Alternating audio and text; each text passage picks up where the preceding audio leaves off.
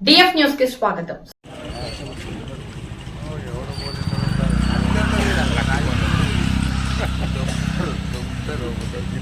Photo తీసుకోండి, video తీసుకోండి. ఆ ఫోటోతో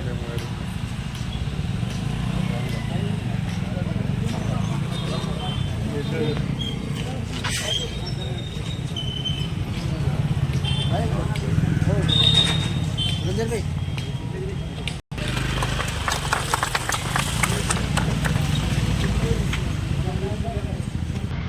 लेकर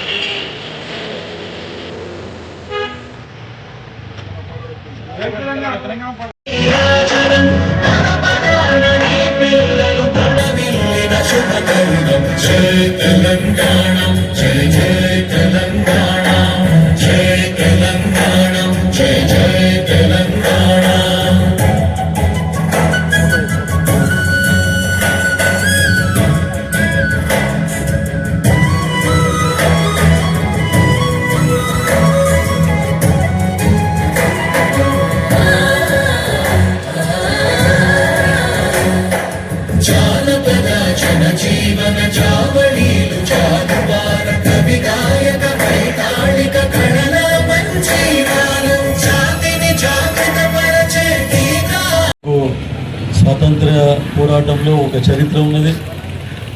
అప్పారావు షెట్కర్ గారు కానీ, శివరావు షెట్కర్ గారు కానీ, అన్నట్టు నరసింహరావు మాస్టర్ కానీ, ఇంకా మనకు తెలియని మేము పిల్లలము తెలియని వాళ్ళు చాలామంది స్వాతంత్రంలో పాల్గొనడం జరిగింది, స్వాతంత్ర పోరాటంలో. కాబట్టి నారాయణ గారికి ఒక చరిత్ర ఉండింది. గతంలో మనము వేరే జిల్లాలో ఉన్నప్పటికి కూడా మనం పోరాటం చేయడం జరిగింది. స్వతంత్రం వచ్చిన తర్వాత కూడా మనకు నైజాం ప్రభుత్వం ఉండింది. మళ్ళీ నైజాం ప్రభుత్వాన్ని దీంట్లో విలీనం చేయాలి భారతదేశ దీంట్లో రిపబ్లిక్ ఇండియాలో అని చెప్పేసి అంటే అప్పుడు కూడా దాని గురించి కూడా పోరాటం చేసిన ఘనత మన నారాయణ ఖేడ్ నాయకులది.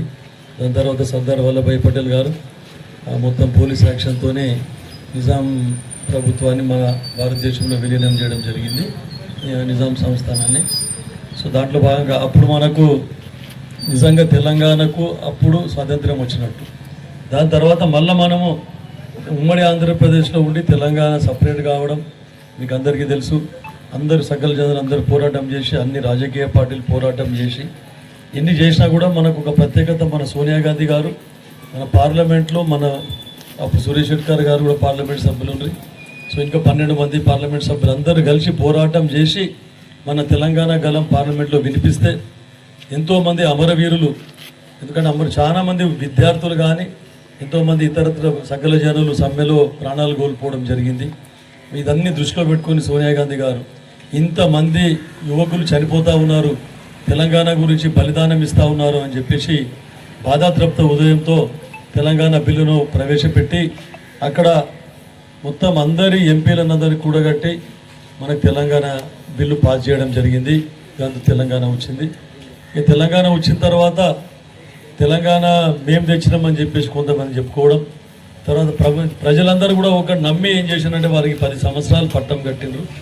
10 సంవత్సరాలల్లో మిగులు బడ్జెట్ ఉన్న తెలంగాణను మొత్తము అప్పుల తెలంగాణగా మార్చి ఈరోజు రేవంత్ రెడ్డి గారి ప్రభుత్వం, మా ముఖ్యమంత్రి గారు ప్రజలు నమ్మి మాకు అధికారం కట్టబెడితే ఈరోజు ఎకనామిక్ క్రైసిస్ ఉంది. ఆర్థికంగా చాలా వెనుకబడి ఉన్నాం. ఎందుకంటే మనకు ఫైనాన్షియల్స్ పొజిషన్ చాలా దారుణంగా ఉంది. దీనికి అంత కారణం అప్పటి తెలంగాణ పాలకులు, టీఆర్ఎస్ పాలకులు అని కూడా చెప్పక తప్పదు.